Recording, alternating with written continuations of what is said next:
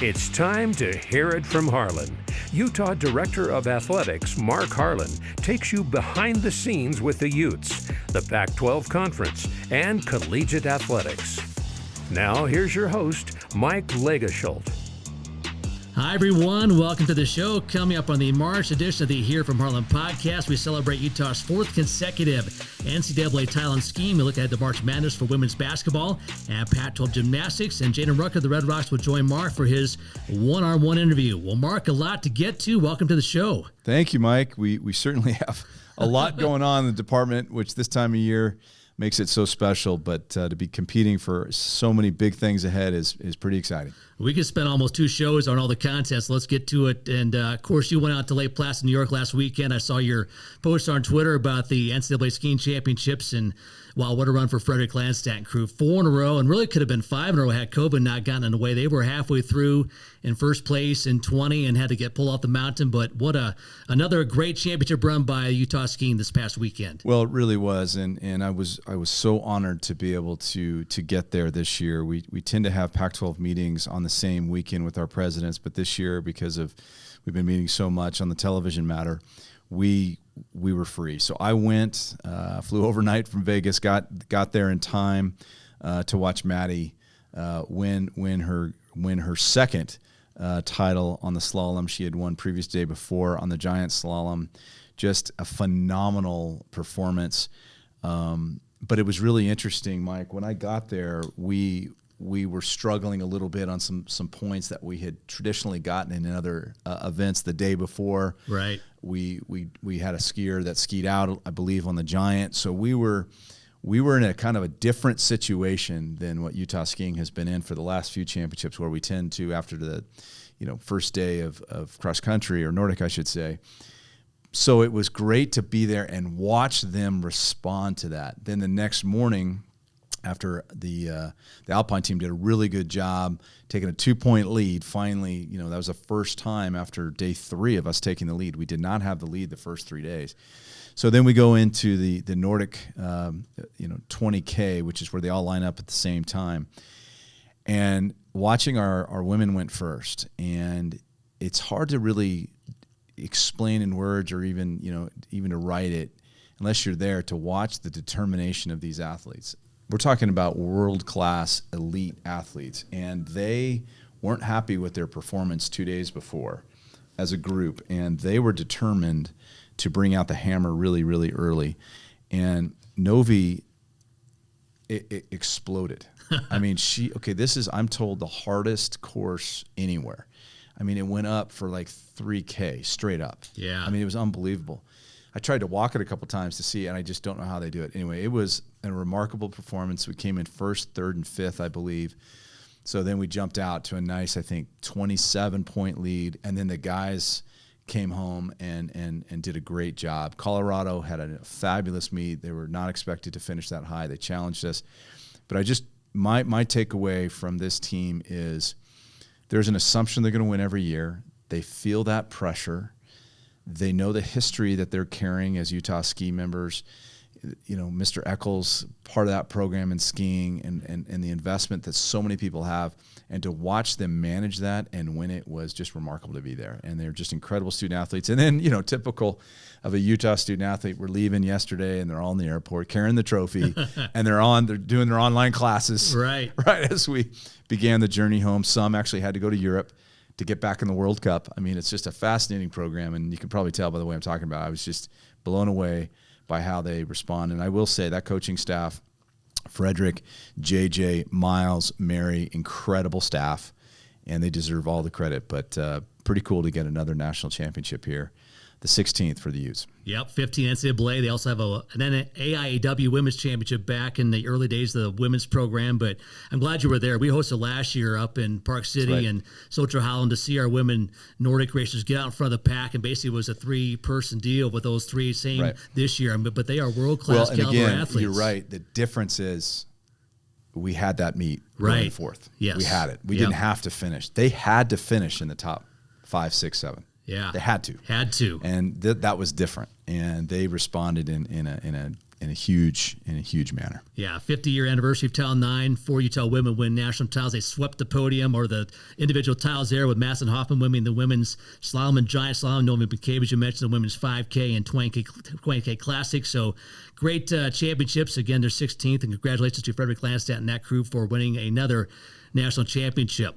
Well, Mark, we move on to basketball and gymnastics. Busy week ahead in the Salt Lake metro area as the women's basketball tournament comes to the Huntsman for the first time since 2011. Just the third time we've hosted games here in Salt Lake City. And Utah, number 2 seed, welcomes in number 7 NC State, number 10 Princeton, and number 15 Gardner-Webb this weekend for the first 2 rounds of the tournament. Yeah, just encourage everybody to go online and take a look at the schedule. Right before we tape this, we found out about the 5:30 tip-off on Friday, but what an extraordinary accomplishment. I mean, sometimes you do have to just take a minute to be the 2nd seed in the tournament. We've been living in the top 10 for, almost 2+ months now. Lynn, her staff, these student athletes have just performed unbelievable. I remember meeting with Lynn in the preseason, going through the goals. This was a big-time goal to host the tournament. We were all together in Austin last year, kind of feeling like we would have won that if it was a home game. And now here we are with a chance to compete against 2 good teams. We're all reading up on Gardner-Webb. I think they only lost 3 or 4 games all year. And then NC State, if we're fortunate to advance, obviously another really good team coming out of the ACC. So, listen, we saw what can happen when fans show up for that Stanford game. Absolutely. It surged us. It intimidated Stanford. I believe, and we need that again. And I think getting that 5:30 time will be great. Families can get here, so encourage everybody. As we're already seeing as we tape this, tickets are moving fast. So really, really excited. It's going to be great to have the NCAAs back in Salt Lake City. Yep, go to UtahTickets.com for tickets. And as you mentioned, that Saturday game against Stanford, over 9,000 to building. It was electric, Mark. I mean, there was an atmosphere that day that was great, unbelievable. So let's repeat that this weekend, huh? Absolutely. And just to see an NCAA tournament game is a unique experience. When it's involving the Utes, come on down. You got to check it out. Yeah, Lynn Roberts named the Pac-12 Coach of the Year, finals for the Naismith National Coach of the Year. Also, Alyssa Peely, semifinals for the National Player of the Year with the Naismith Trophy. So a couple stars to watch, but should be a great weekend of basketball at the Huntsman Center.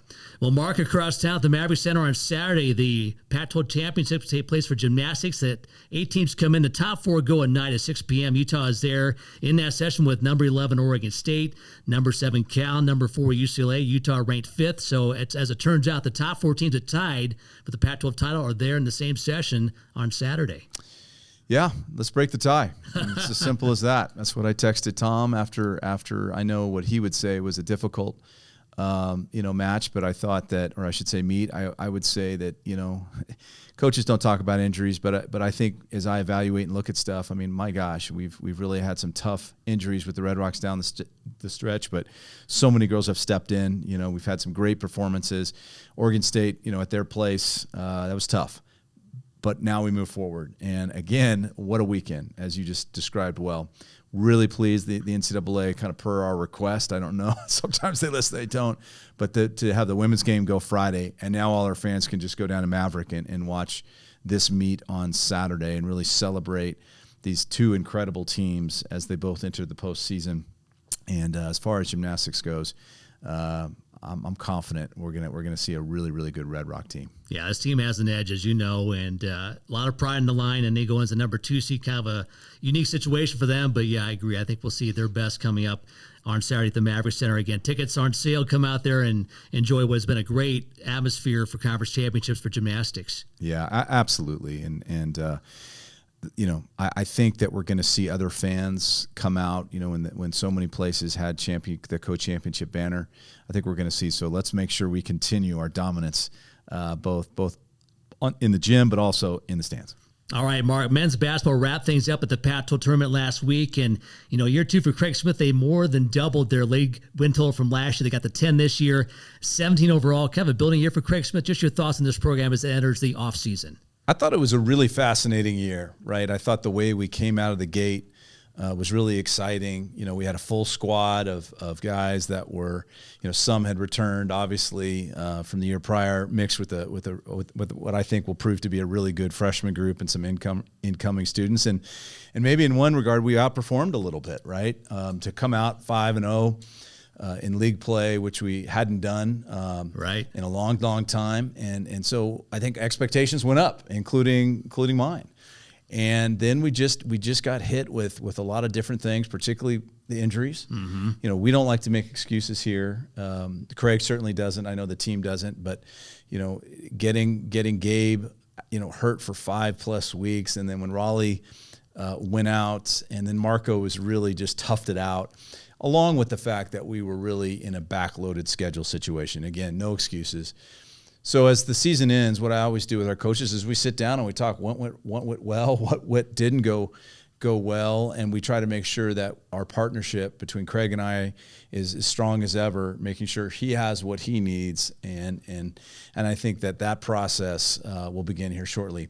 You know, as I do a quick look, it's very interesting to see, probably in any team I've been around in the 20+ years of doing this, I've never seen a team improve year over on defense. Right. We were in the high 200s in defense year one, and this last year we're in the top 30 in almost every single defensive category, including rebounding, which I think says a lot about culture. On the offensive side, though, I think that's where we really did make the steps that probably Craig would want, and I know that's something he's going to address. We certainly now enter the off season. That's a big time for recruiting. Recruiting's hot right now. I think someone told me 350+ students are in the portal in men's basketball. So those numbers. So I'm sure Craig will go through all that, see who's a great fit. We've certainly we'll have some students transfer here. That's part of the way it works. But a lot of good things, a lot of things we need to get better. Craig's a champion. He's won everywhere he's been. The culture is established here, the way we work, the way we play. And so I'm excited to see what next year will bring. All right, moving on to some other winter sports. Track and field, Mark, a great weekend in Albuquerque at the NCAA Indoor Championships. 2 more All-Americans, a 4th and 5th in program history. Simone Plurd captured 4th place in the 3,000. Emily Venters was 5th in the 5,000. And really a nice close to the indoor season for track and field. Yeah, we saw so many school records this year, and to have those kind of national finishes was really great to see, and I appreciate Kep and his staff and all the work they've done. And gosh, those student athletes just performed at a really, really high level. All right. Also, NCAA's around the corner for Utah swimming and diving for the men and women. Andre Unger goes in 3 events. Also, Jake Horner in 3 events for the swimming squads. And also, Catherine Grant, Luke McDivitt, Holly Waxman to go into the NCAA diving championships. And Holly, by the way, a chance to be an All-American in 3 events. That's never been done in Utah history. Yeah, again, similar to track, we've just seen some really incredible performances, which, of course, is helping our team move up too. But, yeah, we've had some unbelievable performance. We saw that a little bit in diving last year. Saw it again in diving this year, and now also in the pool as well with swimming. So, again, appreciate Jonas. This is his first year, and you can really start to see some of his imprint on the team and some of these performances. So, really, sky's the limit for our swimming program and diving program. All right, we'll talk about spring sports in our last segment. A lot going on with the winter sports still in session. And when we come back, we'll be joined by one of those top athletes. Always great when a national champion drops by. Jaedyn Rucker joins Mark next at the Red Rocks when we continue with the Here From Harlan podcast. For tickets, apparel, team schedules, and more on the Utes, visit UtahUtes.com, the official website of Utah Athletics. Well, this is this time where we get to meet one of our incredible student athletes, and today we absolutely have a very special person that it's been fun to watch her journey. Jaedyn Rucker joins us today, a star and leader of our incredible Red Rock team in a week that she probably has very little time as they get ready to prepare for the tiebreaker event, the Pac-12 Championships this weekend here in Salt Lake. So, Jaedyn, thank you for coming. Really appreciate it. Thank you for having me. You know, I thought it would be good for everybody to really get to know your journey because you and I got here kind of about the same time. I'm not aging you. I'm probably aging myself. And so, obviously, you joined us from Phoenix, where you grew up, and you became a part of the Red Rock program. But like so many of our student athletes, once you get here, that's just half the battle, right? The next thing is having to overcome adversity. So let's start there because we're going to get into the incredible success you've had. But when you got here, I guess it was a little bit after you got here, you had a season-ending knee injury. Talk a little bit how you overcame that. So my senior year in high school, actually, I tore my ACL, and I wasn't fully recovered coming in, so it was kind of hard to adjust to that. But I just kept pushing and pushing, and then my trainer found out that I had like extra scar tissue in my knee. So I had to go back into surgery and like they scraped that out. And then my legs started atrophying even more. So I went through a phase where I didn't know if I was going to be able to do gymnastics again. And I think you've heard this before, but like once you tell a gymnast like they can't do something, they're like going at it 1,000% because it's just like adding motivation. So I knew from the moment they told me that, I was like, that's not happening. I'm not ready to end my gymnastics career. So I was working out, pushing through that, and then COVID happened. So it's like really tragic for my team who was competing, and it was sad to see their season end. But for me, my season had already ended, so It was kind of like a blessing. It was like perfect timing for me because then I could go home and train where I was like fully comfortable with the coaches that coached me throughout my whole life. Right. On equipment, I knew like the back of my hand. So it was really a blessing to go back home and like push the way I wanted to push. Almost regroup mentally, physically. Yeah, go and home I got to that. be with my family as well. Right. So I think all of those adding up was really helpful to me. So when I came back, even like my coach Tom said, like, you were a different person coming back. Like he didn't even recognize me. And then I didn't even recognize myself, honestly. Although I think Tom mellowed out a little bit during COVID. Maybe not. Well, let's go back to what you said earlier. You did have a decision right there. You talked about the injury, which was very intense, right? But you did not want to move on from gymnastics. I know you came in with a real special class. We're going to talk about that in just a minute. And you wanted to be around those girls. You wanted to be, competing, in front of these fans. So let's dig in a little bit, the why there, because you could have just said, okay, this is time for me, but why did you keep going forward? I just knew that I had more in me, and as a gymnast, you train your whole life to either go to the Olympics or do college gymnastics, right. And I just knew like my time wasn't like over. Something in me was just like, this is not what defines you. Right. This is actually going to be something that you overcome and make something like amazing out of it. So that's fantastic. So then you come back and you just explode. I mean, you're ready to go. I mean, just week after week, we started seeing more and more. And I'm sure that when you were going through those dark days, you absolutely predicted that you were going to be a vault national champion, right? You knew that was going to happen. I joke, but did you have that? Was that like something you thought, I'm going to not only come back, but I'm going to be the best in the country at this event? Honestly, no. I just knew, I knew that I was going to be good, and if not better than I was before. But I never, I always dreamed of that happening, but I never thought it would actually like become real. Well, I was there when you hit that. I was close by your dad and your mom. I mean, that was really a moment for any of us that were there. I can't imagine what the moment was for you. So when you hit that last year, did you know what you did? That I just beat all these girls. Did you know it? Well, it's kind of a really intimidating environment because you watch girls like Trinity Thomas and like literally like thousands of girls, not thousands, but a lot. Well, to get there, yeah. Yeah, and so I like stuck my vault and I was like, oh my gosh, I finally did it, like on the right day, because last Nationals 2021, I stuck on day 2 and not day 1, and my coach Garrett at the time was like, dude, you did it on the wrong day. So going into last year's Nationals, I knew what the vault felt like. I knew what the arena sounded like, looked like. And so in warm-ups, I was going through my head of what I needed to feel in that moment. And then when it actually came true, I was like, oh my gosh, I put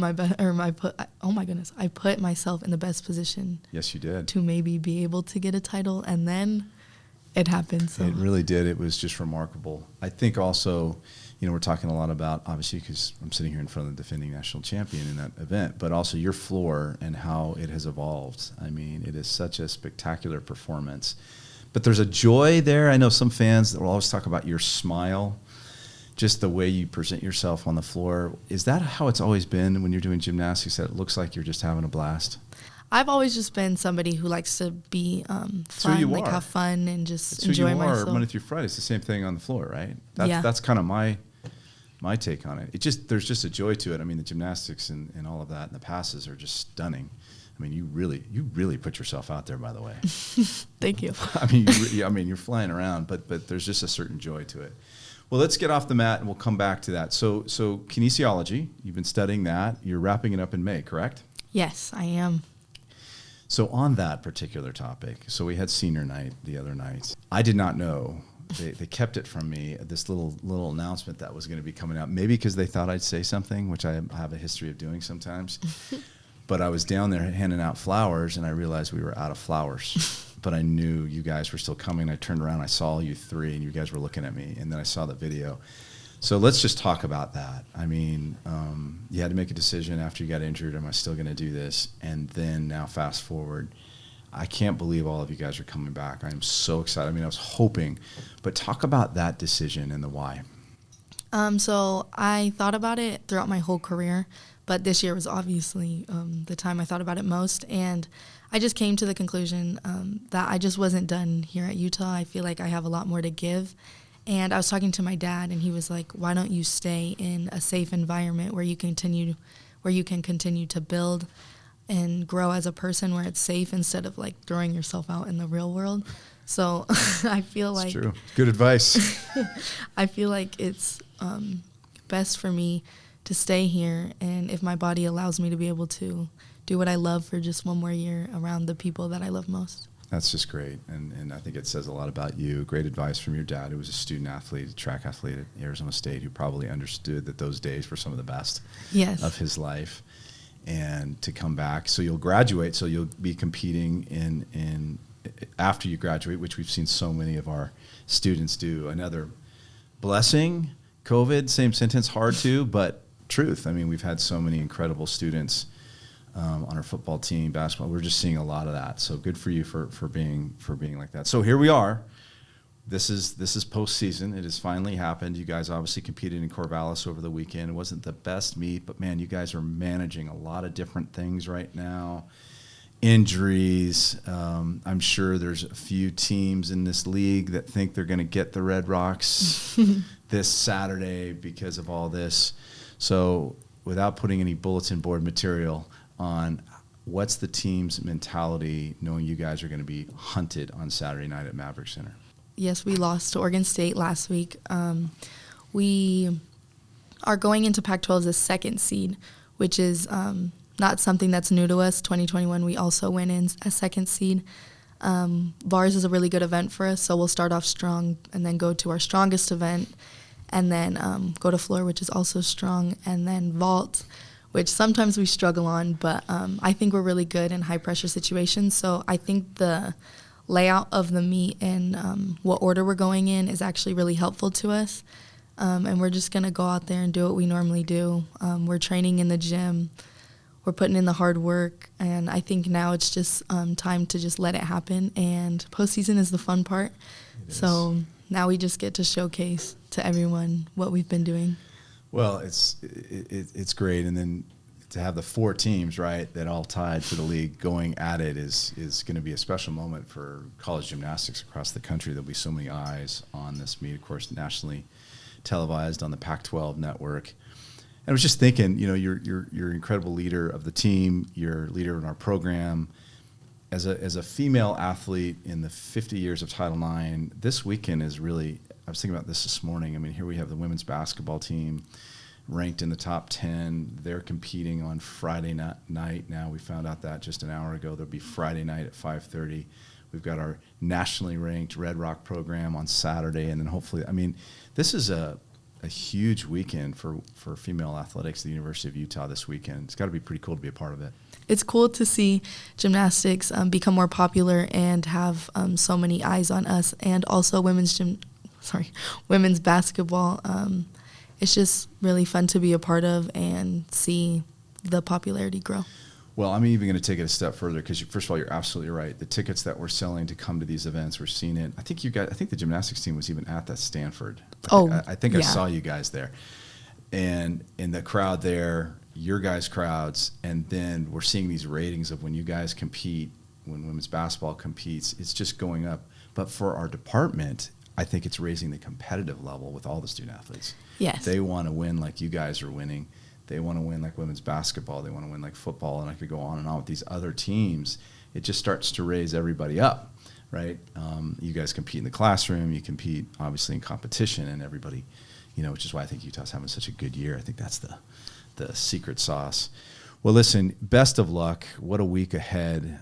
I know spring break's over now. You're back in the classroom this week just doing that. It's always the Monday after spring break's always fun. I see our student athletes walking around the burb like, back to it. But incredible journey you've had. The great news is we get to have you for so much longer.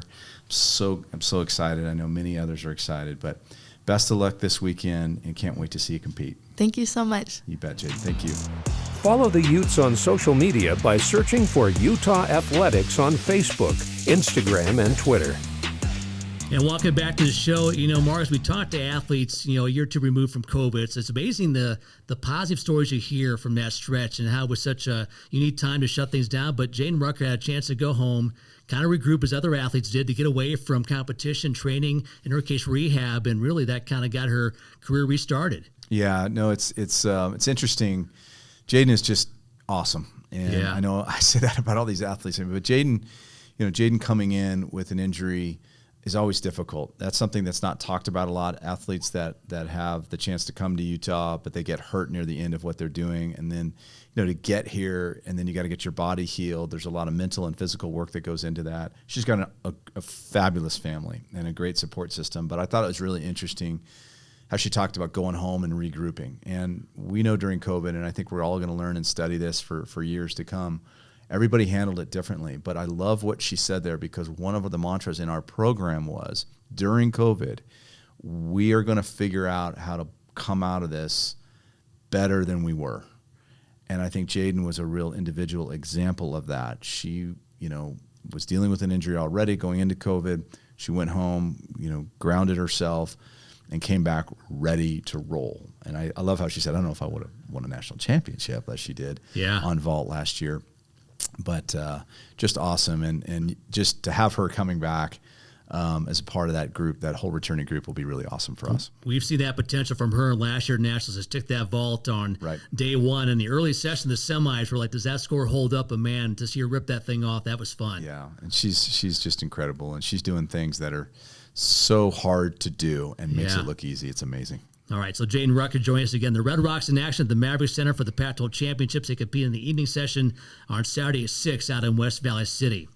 Well, Mark, let's take a look at some academic highlights. Utah had 73 athletes on the Pac-12 Conference. Fall Academic Honor Roll, another good showing for the Utes in that category. Yeah, just, we look at these different metrics to have the continual success in the classroom as it relates to GPAs, and of course, all of it leading to what's the most important, which is these incredible graduation rates, still up there in the 90s.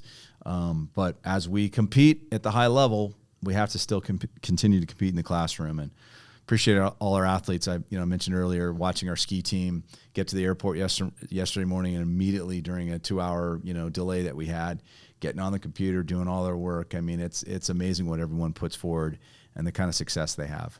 All right, another nice night is the All A's banquet that takes place every year. It was at the Lathan Field Club about a month ago. 73 athletes, 171 for Utah in that category. All A's in every class in the spring or fall semesters back in 2022. Yeah, we had to get a bigger room, I mean, it just continues to be remarkable to me, the perfection of that. And I spoke to that event, as I do every year, and I just stated, I don't know how you guys do what you do. I mean, to get an athletic scholarship or to be on a team, even if you're a non-scholarship, is an incredible accomplishment, and then to do that. So the success around here that people always are talking to me about in competition, it really is also, we're seeing that in the classroom. And I think they both connect in a lot of different ways, but another incredible night. All right, well, Mark, spring sports underway. Baseball will open at home this weekend. Hopefully, if the weather cooperates against Arizona State. They are 7-8. They got to win at Washington, the final game there on Sunday. Yeah, let's talk about baseball. I mean, it's hard at Utah. You gotta go on the road. I mean, everyone else in our league is basically playing home games this time of year. And actually, we saw some teams go on the road, like Stanford, and lost 2 games at USC. So we look forward to finally coming home, and hopefully we can get these games in. I will give a huge shout out to the best grounds crew in America, and it's not even close. They were able to get these softball games in where we swept. We'll talk about softball in a second, but The Bees remain incredible partners. We shift down to Smith's Ballpark this weekend for baseball, and they're going to do everything they can to get those games in. But, we're top. I think we're 31st in RPI in baseball right now. Incredible pitching performance by a freshman yesterday to get a shutout on a Sunday in Pac-12 baseball is incredible. So hopefully that gives them a little momentum as we have a good Sun Devil team coming in. They had a bye, which was really strange. ASU didn't play last weekend, so they'll be fresh and ready to go. But again, just the three-ring circus that's going on here with gymnastics, basketball, and, of course, baseball opening up down at Smith. Yeah, you mentioned softball. 3-0 in Pac-12. They swept Oregon State. They are now 19-4 overall, and they've won 10 straight. Yeah, Amy's team has really done well. She had hinted that she thought she had some special magic on this team. Now it's very early, a lot of games ahead, but wow, another group that finally got to play home games this week. But to open up with a sweep, pretty dramatic fashion, comeback, extra inning games. Did it get to the ninth it might have got to the 10th inning? Yeah, and we had to come back in the 10th inning. So that shows you a little bit about the fortitude of this team going forward. So pleased about where the two Diamond teams are at as we start having them compete at home. Yeah, beach volleyball, golf, women's and men's tennis underway as well. The men got a big win over BYU on Saturday. Yeah, just Roland sent me a nice little text on that when I was where was I, Mike? Up in Lake Placid. Yeah. So really, really, really excited for both the tennis programs. I've had a chance to really go to a couple of their events. Matter of fact, on the women's side, I was able to watch them compete against Stanford. We didn't win the match, but we won the doubles point, which Stanford doesn't lose the double point very often, and that was a really good battle.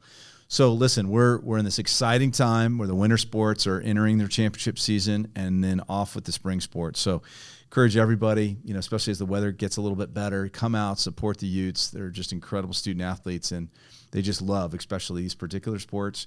When the crowd comes out, they really, really appreciate it. Well, Mark, a fun time of the year, a big week. We got baseball at home, hopefully, over the weekend, Friday through Sunday. Gymnastics at Maverick Center Saturday, and then women's basketball in the Huntsman Friday and Sunday. Let's go out and enjoy it. Yeah, absolutely. Look forward to seeing you there, Mike, but also everybody that's listening. Thank you. All right, thank you, Mark, and thanks to Jaedyn Rucker for dropping by. Also to Matt Sanchez on the board. That will do it for this edition of the Hear From Harlan podcast. For Mark Harlan, I'm Mike Lagerschultz. Until next time, so long, everybody.